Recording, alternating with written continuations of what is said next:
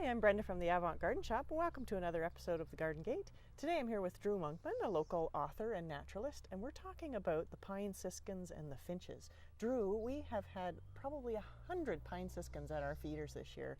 Is there a reason why we're seeing so many? Well, pine siskin populations fluctuate a great deal from one year to the next. Quite often we don't get any at all during the winter, but this year we're seeing, as you say, bumper numbers. Yeah.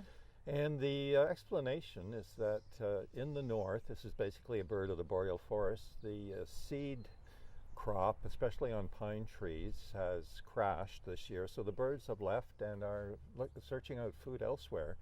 So they're finding a lot of food in the kawarthas. Yeah. Not just at feeders, but also wild food too, Right. on conifers, weeds.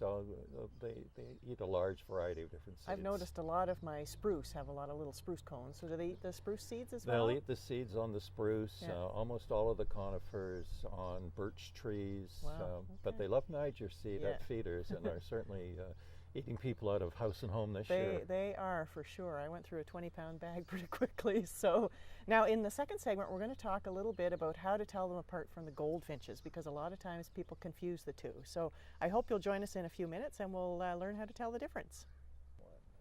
Welcome back to the Garden Gate. I'm Brenda from the Avant Garden Shop here with Drew Monkman, and we're talking about goldfinches, pine siskins. Drew, what's the difference between them? How do you tell the difference visually?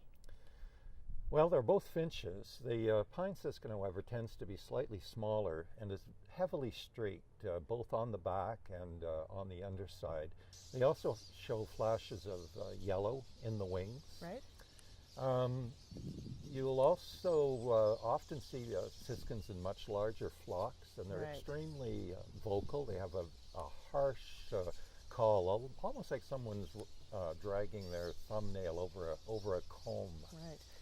Heavily forked tail, very small, sharp beak too, much Right. more so than a goldfinch. Yes, I had one that actually flew into the window, and I had a picture of it, and it has a very, very sharp beak. But it's interesting to try and see the difference between the female goldfinch and the siskin. They're So- much more, I'd say they're more active too than goldfinch, coming and going. Right. Very nervous Yes, little yeah. birds. They fly away very quickly. Well, thanks so much for joining me, Drew, and thank you for joining us on another episode of The Garden Gate. We'll see you next time. The Garden Gate is brought to you by the Avant Garden Shop, your destination for garden accessories and backyard burning supplies. Sherbrooke Street, downtown Peterborough.